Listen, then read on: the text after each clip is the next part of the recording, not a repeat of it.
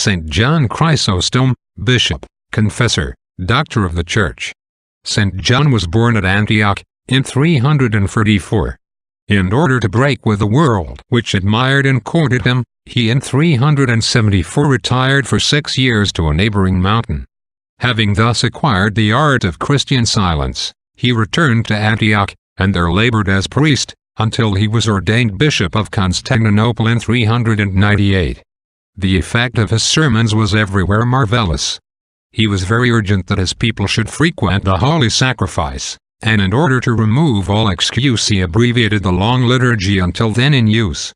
St. Nicholas relates that St. John Chrysostom was wont to see, when the priest began the holy sacrifice, many of the blessed ones coming down from heaven in shining garments, and with bare feet, eyes intent, and bowed heads, in utter stillness and silence, assisting at the consummation of the tremendous mystery. Beloved as he was in Constantinople, his denunciations of vice made him numerous enemies.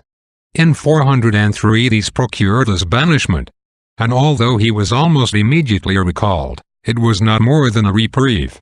In 404 he was banished Caucasus in the deserts of Taurus. In 407 he was wearing out, but his enemies were impatient.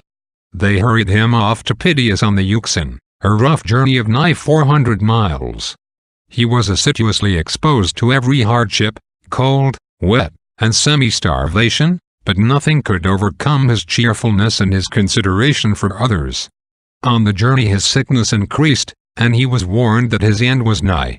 Thereupon, exchanging his travel-stained clothes for white garments, he received viaticum, and with his customary words, "Glory be to God for all things, Amen," passed to Christ.